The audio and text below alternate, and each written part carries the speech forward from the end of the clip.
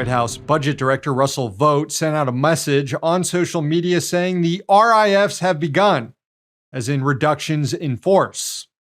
First agency to get hit with layoffs, the Centers for Disease Control and Prevention, where scores of workers involved in critical disease research were forced out.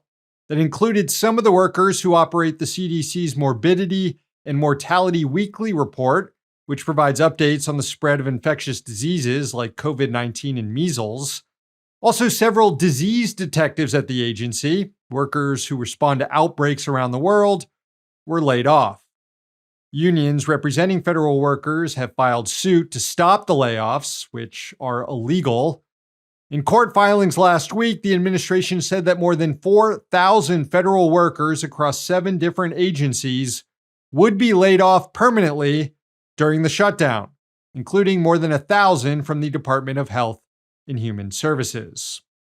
Officials at the Housing Department, who monitor discrimination and conduct safety inspections, were also laid off. Here's the Washington Post reporting on the cumulative effect of these coming layoffs. Quote, vulnerable Americans, school children, low-income families, homeless people, and senior citizens will suffer from the latest layoffs. The reductions in force, or RIFs, touched a wide range of government jobs, from an education department office devoted to improving academic achievement for K-12 students, to a health and human services outfit that distributed funding to high-poverty communities. Most with a similar mission, officials said. They aided citizens less able to advocate for or help themselves. The excuse from the White House is that the shutdown is requiring hard choices about where to cut and save money in order to keep more critical functions of the government operating, hence the need for the mass layoffs. But layoffs like this have never been necessary during prior shutdowns, so these mass firings aren't actually necessary, they're ideological, long sought after by right-wing hacks like Russell Vought, who previewed this forced downsizing in his writings about Project 2025.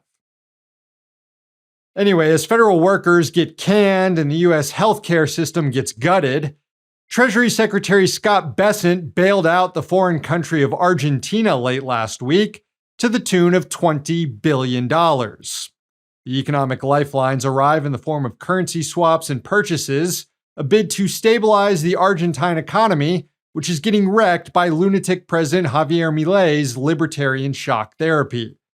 The New York Times reported that the immediate beneficiary of the bailout isn't just Milei, but also, quote, major hedge funds, including those led by friends of Mr. Bessent, stand to benefit financially from an Argentina economic lifeline. Funds at investment firms, including BlackRock, Fidelity, and PIMCO, are heavily invested in Argentina.